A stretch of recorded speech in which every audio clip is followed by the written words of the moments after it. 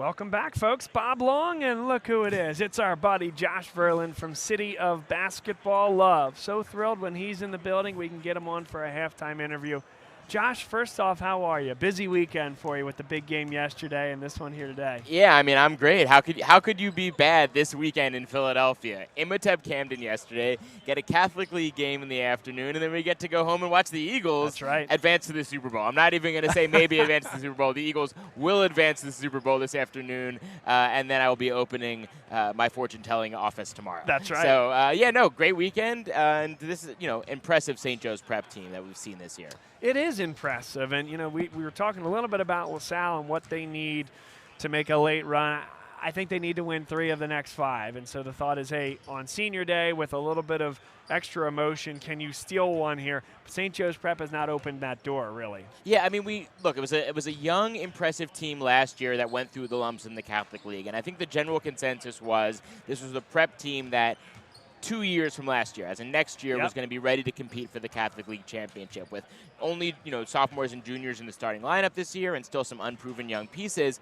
And they've really exceeded expectations. I think this is the prep team we almost expected to see next year, and they're there this year. Mm-hmm. Now, they're still young. Now, how are they going to do against a Newman Goretti or so in the, quarterfinals, semifinals? But right now, they are looking every bit the Catholic League contender that we thought they would be next year. And you feel like with those quarterfinal games, young or not, the importance of a home playoff game is so just imperative in this league.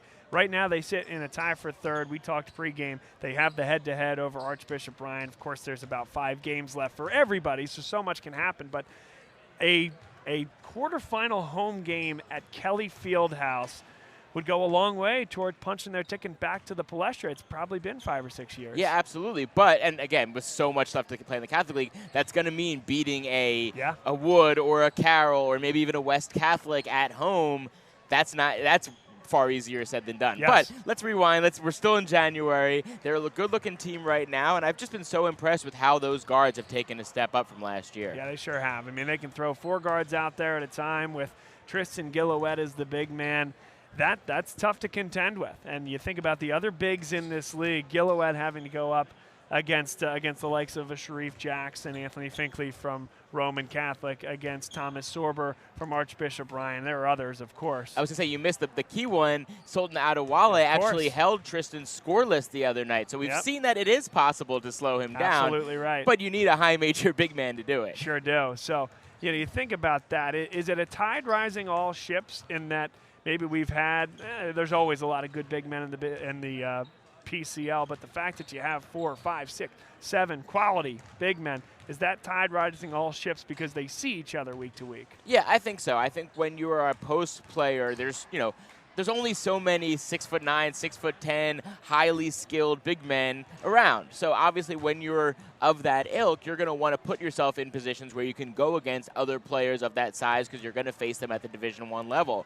So I think it certainly helps the entire Catholic League if you will have a young big man and you're thinking about, do you go here or do you go to a Westtown or a George or, prep schools outside of the region to say, hey, I'm going to be able to go up against Thomas Sorber, once a year, and Tristan Gillowett once a year, and Sultan Adewale once a year, or, twice or 3 times potentially based on the playoffs. I think that absolutely has to make a difference because now you're thinking, okay, I don't have to go out of state to find that competition. I can find it right here. So before we get you out of here, we have to ask about Camden versus Imhotep. Yesterday, Hagan Arena, sold-out crowd. Was thrilled to see you there. It was just an absolute blast. Thoughts? Takeaways? It's interesting because that game was built up for so long, and it felt like it went by in an instant. I said this to you pregame. It was every bit the game we wanted it to be. 3-point game. Neither team, I think the largest lead was 7, but only briefly. I mean, it was really a 2 to 4 point game played the entire way through. The Stars did their thing. Justin Edwards did his thing. Ahmad Noel hit big shots. DJ Wagner was DJ Wagner. Cian Medley was terrific. Desir Haskins comes off the bench and hits 4 threes. I mean, huge.